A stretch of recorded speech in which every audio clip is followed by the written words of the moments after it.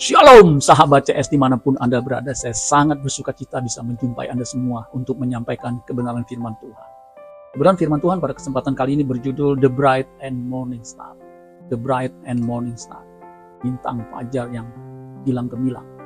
Pertanyaannya, siapa yang disebut dengan bintang fajar yang gilang gemilang atau The Bright and Morning Star? Ini kita akan bahas. Sebelum saya melanjutkan, bagi saudara yang baru pertama kali mampir di channel saya ini, itu bukan satu kebetulan. Pasti ada rencana Tuhan yang indah buat saudara. Saudara langsung subscribe. Dan jangan lupa tekan tombol lonceng notifikasinya. Supaya setiap kali saya membuat firman Tuhan melalui channel saya ini, saudara yang pertama kali menyaksikannya. The Bright and Morning Star. Matius 2 ayat 1 dan 2. Dikatakan begini. Sesudah Yesus dilahirkan di Bethlehem di tanah Yudea pada zaman Raja Herodes, datanglah orang-orang Majus dari timur ke Yerusalem. Ayat 2. Dan bertanya-tanya, di manakah dia, raja orang Yahudi yang baru dilahirkan itu?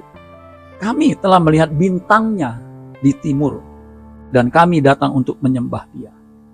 Saudara perhatikan di ayat 2, bagian yang terakhir, kami telah melihat bintangnya. Nyanya itu huruf besar semua, bintangnya di timur. Jadi ternyata orang Majus itu melihat bintang. Bintangnya, bintang Kristus yang di timur, yang berjalan. Dan ternyata itu menuntun mereka untuk menjumpai raja di atas segala raja. Dan dikatakan kami datang untuk menyembah dia. Ya, pada zaman itu, bahkan sekarang pun, yang disembah adalah seorang raja, seorang tuan. Tuan, raja, di atas segala raja itu yang disembah. Nah, bintang timur itu, ya, itu menjadi petunjuk, ya, petunjuk Kristus. Artinya petunjuk mengarah kepada Kristus, sang raja yang baru dilahirkan. Dan orang Majus itu, saudara, mendapat mendapat petunjuk dari bintang timur itu untuk menemukan Mesias. Ya, kalau kita baca di ayat selanjutnya, ayat 9 sampai 11 dikatakan begini. Setelah mendengar kata-kata raja itu, berangkatlah mereka. Dan lihatlah, bintang yang mereka lihat di timur itu mendahului mereka hingga tiba dan berhenti di atas tempat di mana anak itu berada. Jadi jelas, bintang timur itu yang menuntun para orang Majus itu menuju ke suatu tempat di mana seorang raja yang baru dilahirkan itu berada. Nah, ayat 10, ketika mereka melihat bintang itu, sangat bersukacitalah mereka. Jadi bintang itu menimbulkan rasa sukacita. Ayat 11, maka masuklah mereka ke dalam rumah itu.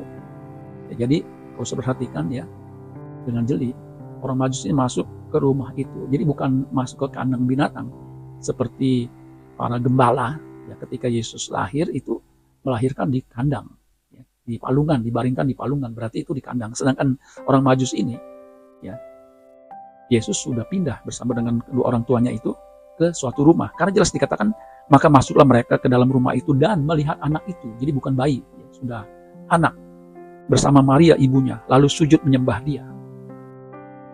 Mereka pun, orang Majus itu ya, membuka tempat harta bendanya dan mempersembahkan persembahan kepadanya, yaitu emas, kemenyan, dan mur. Tiga barang ini memang barang berharga yang memang sengaja dibawa oleh orang Majus untuk dipersembahkan kepada Yesus sebagai modal, sebagai dasar untuk pertumbuhan selama Yesus di bumi ini, saudara sekalian.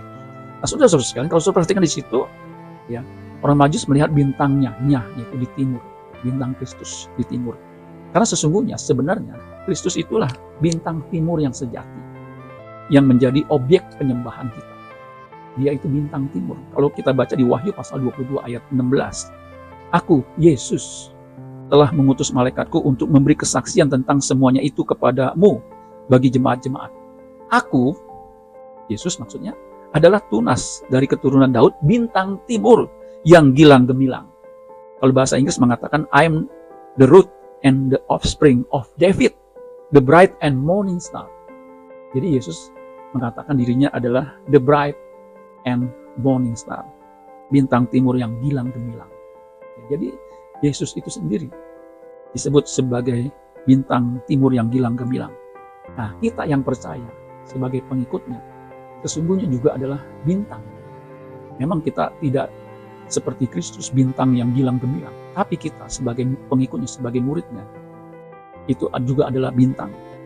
Di Filipi pasal 2 ayat 15 sampai 16 dikatakan begini, supaya kamu tiada beraib dan tiada bernoda sebagai anak-anak Allah yang tidak bercelah di tengah-tengah angkatan yang bengkok hatinya dan yang sesat ini.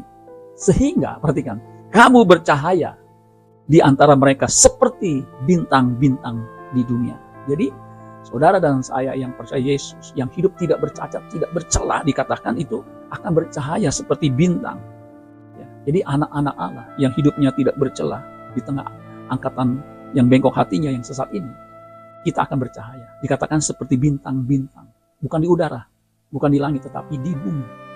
Jadi saudara dan saya yang percaya Yesus, yang hidup tidak bercacat, tidak bercelah, itu akan menjadi seperti bintang-bintang di dunia. Ayat 16, sambil berpegang pada firman kehidupan, agar aku dapat bermegah pada hari Kristus, bahwa aku tidak percuma berlomba dan tidak percuma bersusah. Jadi saudara sekalian, memang untuk bisa hidup tidak bercacat, tidak bercela itu butuh perjuangan. Tetapi ingatlah, kita akan bercahaya sebagaimana Kristus bercahaya.